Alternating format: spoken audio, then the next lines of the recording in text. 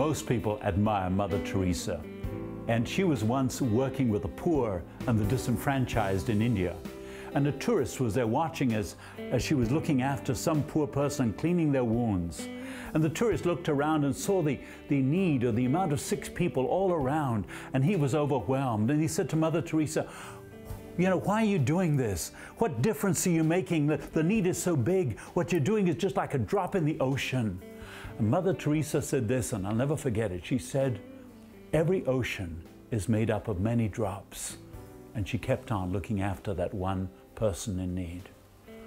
You see, what you can do and what I can do, small though it might be, can be used of God in the big picture to make a huge difference in our world.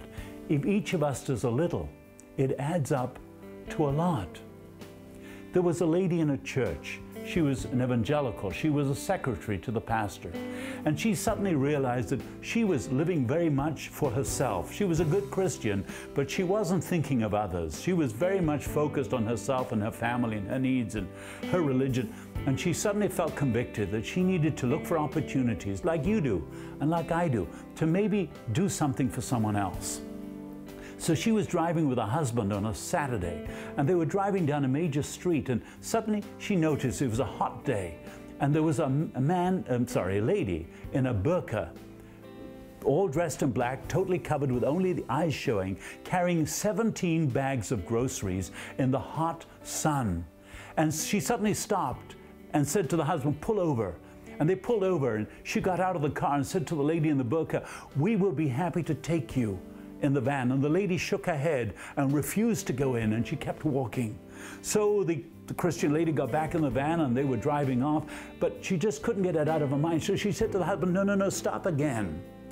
So she got out of the car. She went up to the lady with the burqa, and without saying anything, she took 8 or 9 of the bags that the woman was carrying, the heaviest ones, and she started to walk next to the lady in the heat of the day down the street. And they walked block after block with the husband following in the car.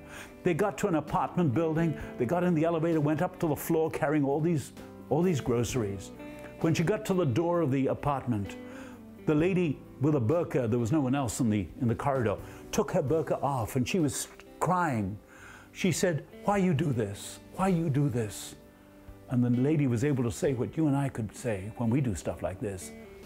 Jesus, Jesus. God can use us in small ways.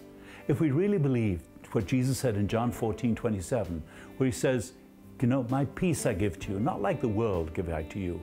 Do not let your heart be troubled, neither let it be afraid.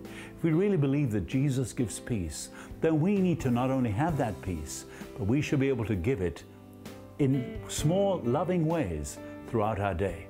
Think of ways that you can make a difference and enrich someone else's life with the peace of Jesus Christ.